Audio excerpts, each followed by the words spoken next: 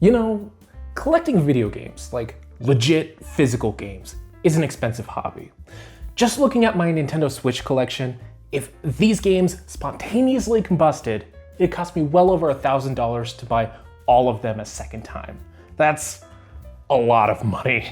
And, you know, I'd like to think that money actually bought me something I could say I own, but there's always this awkward voice in the back of my head asking if I actually own these pieces of plastic I dumped so much money into. After all, I can only really play these games on a single-purpose computer designed specifically to read data off these tiny, bitter-tasting storage devices. That's not even considering all the games stuck on that computer and only available to re-download when I use a supported version of its operating system to validate that, yes, I am the person who spent money on all of this. Given the amount of variables that are out of my control, it all makes the question of ownership much harder to answer than you might initially think.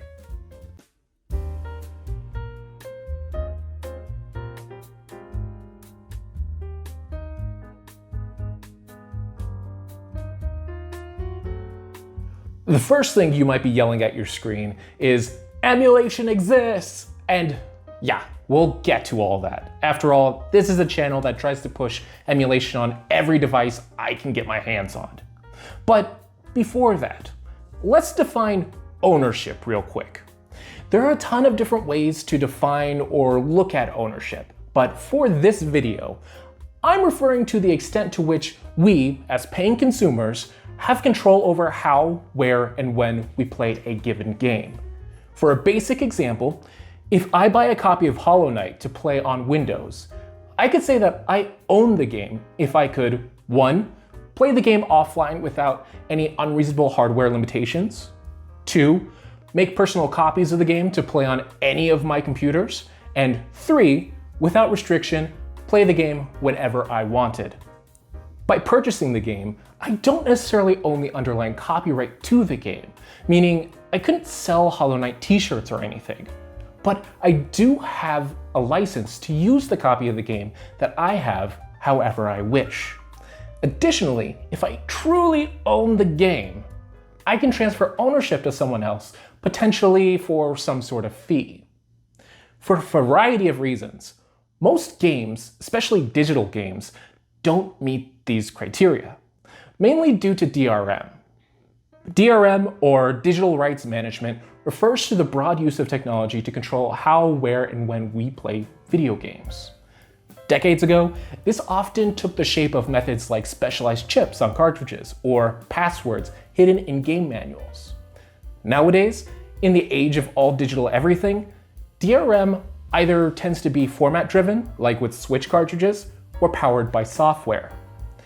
Digital platforms like Steam have grown to be behemoths in the game industry while instituting heavy restrictions that bar you from playing games purchased via its storefront elsewhere. Meanwhile, individual games, even single-player games, launch day one with custom software to validate that a player slapped down some cold hard cash before launching the game. The surface goal for all of this was for developers or distributors to hinder piracy by making their games impossible to play or progress within through whatever creative methods they could think of if they detected that the game wasn't purchased outright. And, you know, fair. As a digital artist, I understand the need to retain control over where my own art can be displayed or used. I could only imagine scaling that up to international distributions where my livelihood and the livelihood of those working for me depended upon a certain number of people actually buying my art. For some games, there's even a general understanding that the DRM is more of a speed bump than a permanent block, just a way for them to get as many purchases as possible in the first few months before someone cracks through the DRM and enables folks to distribute copies through less legal means.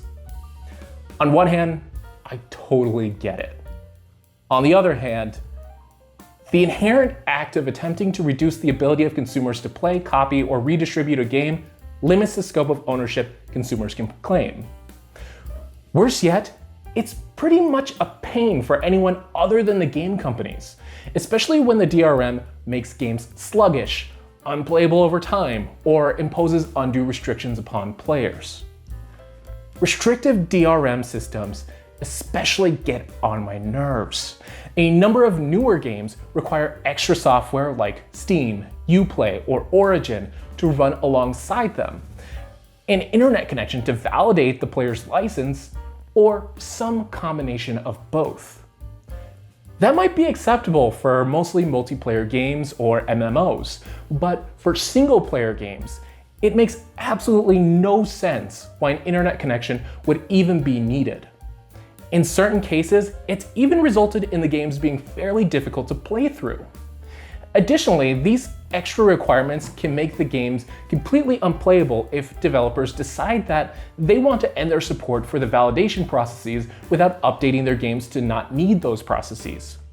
It makes no sense whatsoever why any developer would want to actually do that, but Ubisoft recently did that exact thing, even going so far as to disallow game owners from re-downloading their games. And the reason they can do that is because most stores don't actually allow you to own most of the games you've purchased. Rather, the price you pay provides you with a license to play a game as long as the right systems exist to validate your license and the publisher desires to have their games available for validation. While there are legal methods to purchase copies of digital games without DRM, or restrictions on distribution through storefronts like Steam, Humble Bundle, GOG, or itch.io, the vast majority of the newest, shiniest games will have some sort of DRM or platform restriction attached. Unfortunately, that means I don't actually own most of the games in my library. Rather, I just paid a flat rate fee to rent the games indefinitely.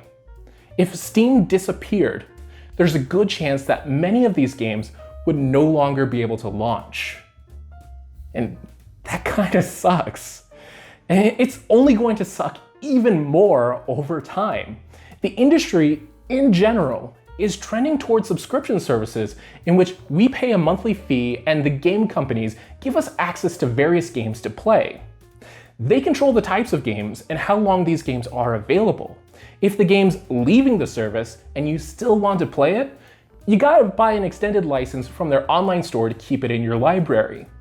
If nothing else, these services at least break the false illusion of digital game ownership. And, I'm not saying they're terrible or anything. I freaking love Stadia and think Xbox Game Pass is a great way for people to spend less money to play more games. It's just unfortunate that there's a version of the future that amounts to the scattered mess that is video streaming these days, with fractured content availability and entire series being made unavailable if they're not picked up for streaming. That's to say nothing about the possibility that major companies in charge of these services might be incentivized to do something like stop printing physical games or limit availability solely to streaming services to boost membership. Making a software as a service model core to video game availability lowers the price of games in the short term while making sure that we never actually stop paying. With all this negativity about digital content, I'm not saying that physical games are perfect either, by the way. Comparatively speaking, physical games do tend to be slightly better because fewer of them these days utilize the same types of software-based DRM common in PC games. Instead, they tend to use hardware restrictions, which requires specialized hardware to read the data from physical media. For discs, this means specific types of disk drives. For cartridges, typically a specialized reader to pull data from the cartridge's pins. Unlike digital games, this typically has the benefit of allowing more freedom to play and a greater degree of overall ownership. You're still purchasing a license to play the game saved to the physical storage device in question, but you now have the ability to give or sell the physical media to another person, make personal backups of the media, and play the media using any method able to read the media itself. Unless the developers baked DRM into the game, the only limitation of playing the game is having the right hardware to read the game's data. When new media types are first launched, there's a period in which that means purchasing very specific hardware made by specific manufacturers, but over time, dedicated folks learn how to mimic or emulate that hardware and make gameplay more feasible. Long after the last of the officially supported hardware has rusted over, there's likely to be some way to play any given game, which honestly makes physical game collections a lot more resistant to a given game company deciding they want to make their games unavailable. But it's still not perfect. Nowadays, the physical game is not always the complete game or best version of the game to play. Day one patches have become a standard among game developers to enable or fix content found on their prints. These fixes may range in importance, but mean that owning the physical game isn't enough in many cases. For example, Pokemon X. At launch, the game contained a bug that caused it to freeze and lose save data if the player saved their game in certain portions of the game's largest city. Nintendo patched the glitch soon after launch, but with the 3DS eShop closing in less than a year, there's uncertainty as to how long servers will remain active to download that patch. In a few years, there could be people who buy a physical cartridge, have no way to install the patch, and end up frustrated when their game stops responding. In many ways, our physical games have become nothing but fancy licenses that unlock full downloads of the games from the developer's servers. Instead of purchasing the full games up front, we're buying portions of the game and relying on active servers to fill in gaps or squash bugs. All this pretty much means that there's no way around being dependent upon active servers to play many modern games. So why do we put up with it? To be honest, convenience is a huge factor. The push for more digital storefronts makes games easier to find and buy. It can matter less the degree to which I own a specific copy of a game when I would have likely never experienced it in the first place if not for the easy access afforded by Humble Bundle or the steep discounts of a Steam sale. It's also hard not to appreciate that I can now carry around as many games as I can fit into my SSD, instead of how many discs or cartridges I can stuff in a bag or pocket. Plus, the fact that we can receive patches for game-breaking bugs at all is nothing short of amazing. Before modern digital storefronts became commonplace, issuing an update to a game often meant receiving physical media containing a newer version of the game or the extra data needed for the patch, if game updates actually even came at all. Many games would just launch with various glitches and developers would have no way to fix them post-launch since the infrastructure just did not exist. While we all might have dunked on the crappy performance of Cyberpunk 2077 following its launch on PS4, the fact that CD Projekt Red could incrementally update the game beyond what was contained on the disc or original download to make it playable is nothing short of a modern marvel. Now, the ethics of selling a game in an unfinished state might be the topic of an entirely different video, but developers don't technically have to stress as much about squashing every single bug now that they can just fix it later. And for that matter, players can worry less about a game they bought being permanently broken, as long as they trust the developer at least.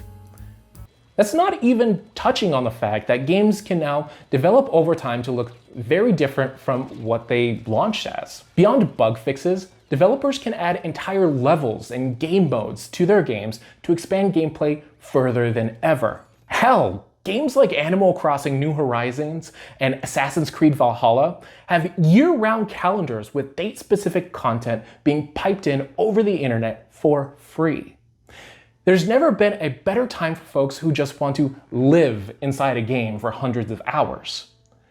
Still, as good as that all may be, the promise of extra content doesn't quite solve the potential breaking or disappearance of games when servers go down. But, beyond a couple notable cases, much of those issues are applicable to the far future, not the present. It's not an immediate threat, so it's difficult for folks to expend much energy thinking about. Additionally, the threats caused by servers shutting down are typically hypothetical. Yes, certain digital games are bound to be unpurchasable over time as stores close. However, re-downloading or updating already purchased games isn't always disabled when storefronts stop working. Even after the Wii U eShop stops selling games in 2023, I'll still be able to download updates for my games for an undisclosed number of years thereafter. For the most part, the largest threats are undefined, which makes them easy to not think about too deeply until they suddenly gain clarity and WiiWare games disappear off the face of the earth. So, what can we do about it? If you've been following along and you're concerned about losing access to your games in the future because nothing is stopping companies from closing servers and delisting games, there's actually a couple easy things you can do right now.